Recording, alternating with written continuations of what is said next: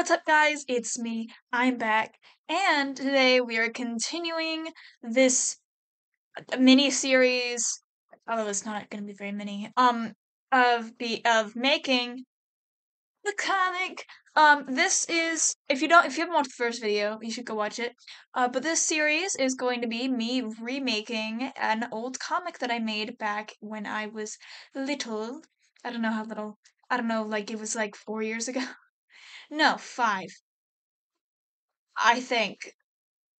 I think I made it around 20, like probably 2019-ish. So, like 4 years ago. So I was right the first time, 4 years ago. Roughly 4 years ago. And if you didn't watch the first video, I'm going to do a little bit more of an explanation on the actual comic itself. And this comic was about um, the original version, however, because this is the second version. The original version was just straight up an Undertale fanfiction. The second one was more of a parody where I changed a lot of the elements to make it a bit different. Because it really stopped being an Undertale story because all the shit that I added, the only thing that was the same was the setting and the characters and I guess the fundamental idea of souls, but like I used souls in Nine Lives, and they're like completely different, and the whole functionality of these souls are a bit different either too. But anyway, if we're gonna actually get into the video, I started out by getting all of the pages thumbnailed, which took like I don't know, like an hour. I have 13 pages lined up, and right now I will be doing the sketches, the under little just base sketch for 1 through 4 and 13. I'm doing 13 first because I did not do a reference for the inside of the cave, and 13 is just the inside of the cave, as you'll see in a little bit. But I'm doing the same process that I use for Nine Lives. So I'm just gonna leave it here so that you can just watch it while I kind of explain the plot of this dumb little comic that I made. So as I said before, it is an Undertale fanfiction at its fundamentalist level. However, it is nothing like Undertale anymore. The original version was called Down Under, which, as you can probably tell, is about someone going down into the Undertale world. Down Under, it's not very creative. But this one is actually called Soulbound, because once I had kind of tweaked it and wanted to make it my own story, I removed the underground as a location, and rather than the monsters being just forced underground and sealed in there, they were actually sealed over into a different dimension. And they live there now. And so I changed the title. So it's now Soulbound, because the whole thing is that our lovely main character, Sky, has a vicious murderer in her head. Yeah. Well, the thing is about that is that basically she has two souls instead of one, which is very rare. It's almost like she absorbed her twin in the womb. Like, if you think of that concept, but instead of it being like potentially like a hazard, it's just a soul attached to her soul that has control over her body sometime. So it's like an infection. It's not sentient at all, but it does react when she is feeling negative emotions, such as fear and anger. And it comes out when she feels those and attacks whoever gave her those emotions. So the idea was that when she was little, the original idea was that when she was a baby, she murdered her parents. But in this version, because I'm not well, that was the actual version. But in this version, the one that I'm making right now, that I made, this year, she's not that bad of a psychopath, and instead she killed her parents when she was like an actual child. But she had had struggles with controlling the soul beforehand, and this is the first time that it ever gotten out of hand to that level, because it is a murderer. Then she spends some time in a mental hospital, which is just, you don't see it in the comic, but it is heavily implied that, well, not even heavily implied, it is talked about that she just got out of mental asylum because of the whole murdering her parents thing.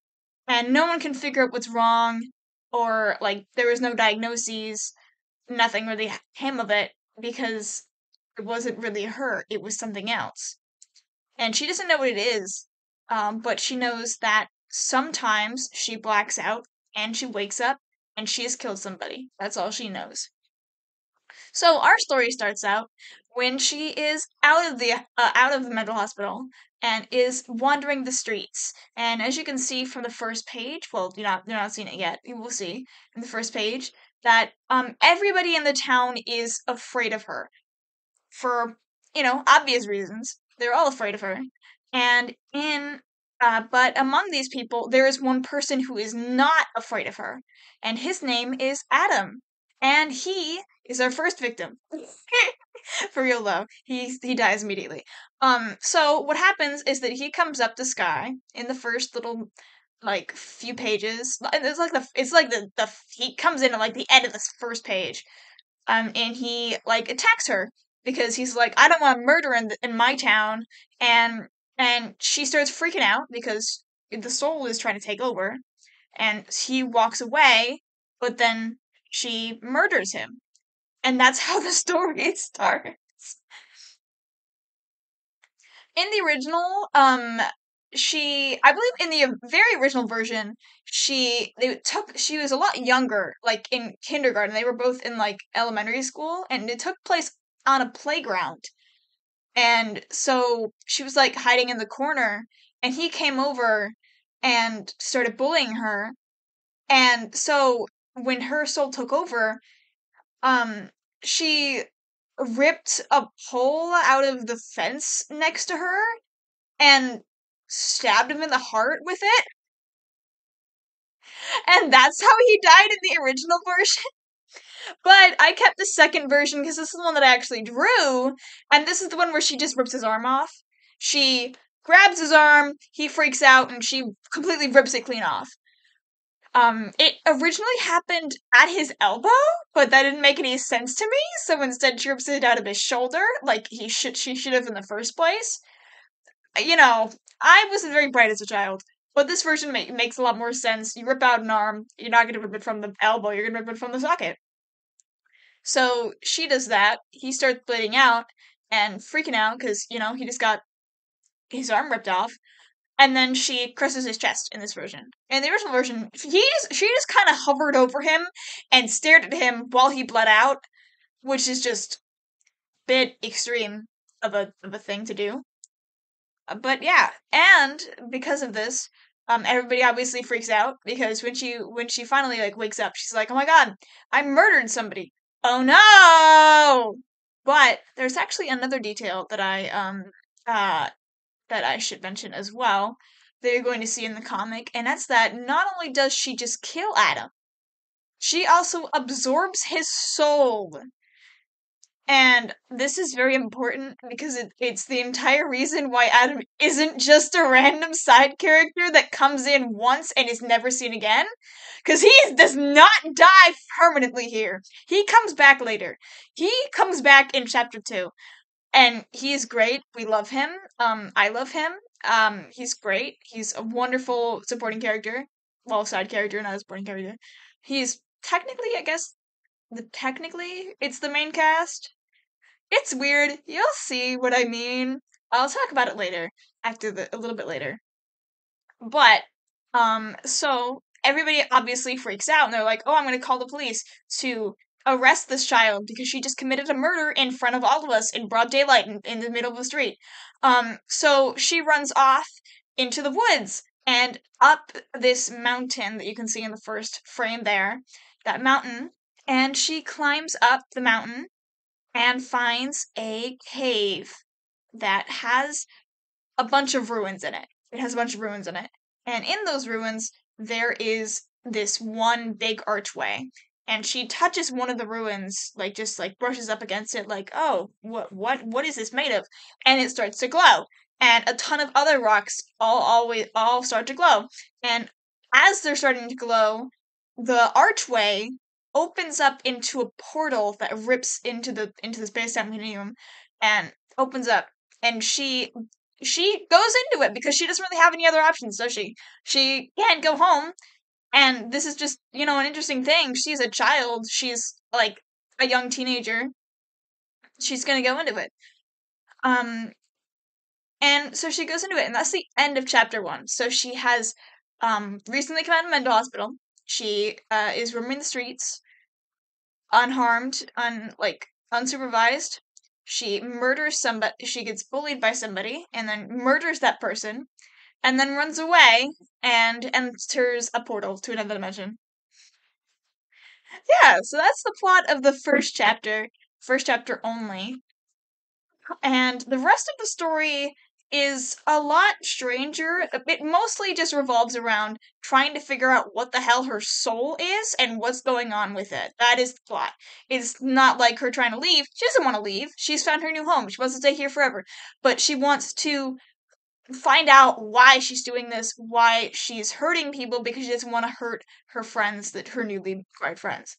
Because when she enters the portal, she wakes up in this weird dimension, and she finds this woman, and she's like, "Oh, there's the fucking child.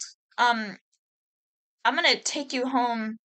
Like Toriel does, because she's basically Toriel. And she takes her in and like gives her new clothes. But something that Sky realizes when she gets into the room is that now she looks different. As you'll see when we get to the character art of this, or you'll already know if you watched the previous episode of this, where I sort of, drew out all of the characters, which you should definitely go watch that if you haven't. I also drew out all of the backgrounds and stuff, and talked more about the actual characters, I think. But in that version, in this version of her, she now has long black hair. Her hair has gone from short brown to long and black, and it comes at a very it's very random. But in the original, it's explained as a reaction that her soul has to this new universe, that to this new dimension, that this happens to, like, doesn't really happen to anyone, but it's because of her soul that this happens. So she completely gets a new hairstyle, and she gets a new outfit, but as she's going to bed, or at least this is how it played out in the original. I don't know how I'm going to tweak it later on, but as she's going to bed, two people pop into her head and say hello. And that is obviously Adam and another character, Kiara. Kiara was originally just Kara, I believe. She kind of has a similar concept as Kara, a child soul that was already in there, and attached to the main character once they fell. But in this version, her name is Kiara, and she's a completely different character because her soul is pink. And I won't talk much about the pink soul at all because I don't want to spoil anything, because it is a pretty big plot point, and it's actually really important to the plot. And but she and Adam are both attached to Sky now. They live in the side of her head, and they have conversations like that. And Sky can just talk to them by thinking. They hear all of her thoughts, so she can just think and have conversation with them.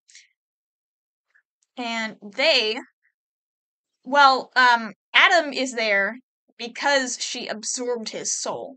When she absorbed his soul, he immediately went into her head and was just kind of there. So he doesn't understand what's going on.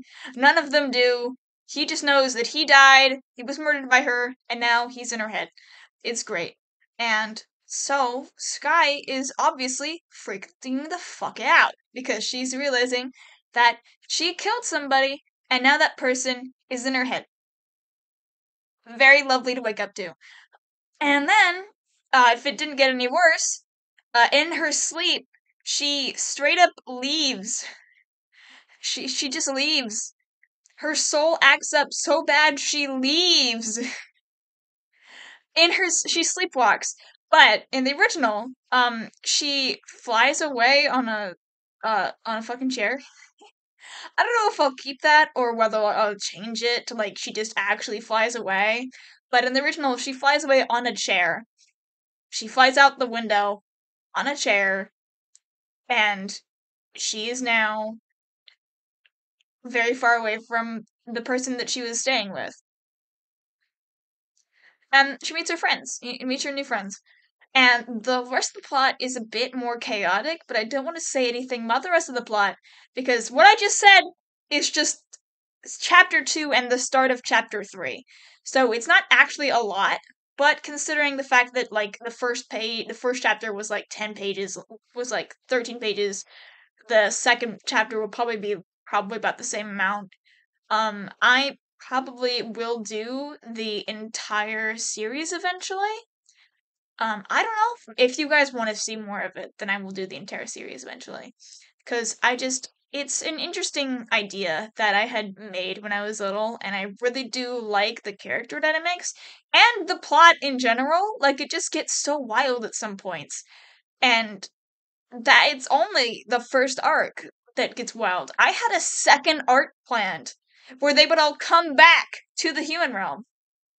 And there would be a ton of chaos where Sky almost murdered everybody. It was fantastic. But I won't talk too much about anything else because we are coming close to the end of this video, and I'm going to leave you guys here in a little bit. But again, that's kind of the gist of everything that happens in the beginning of this. And I think that the first arc would likely be about 10 chapters long. So, like, 10 times, like, 12 would be just 120 pages. So it wouldn't be too long compared to some other things that I've been working on. AKA 9 Lives. I don't want to talk about how long 9 Lives is. I don't. I really don't. I don't want to. We're already at 170 pages. I have made 170 pages of this comic. 170! But anyway, if you want to see more of this little thing, then you should subscribe. And I will be doing a reading of the full first chapter once I finish it. So all 13 pages, and I'll do a little dub of it. And I'll see you guys in the next video. Thank you guys so much. Bye!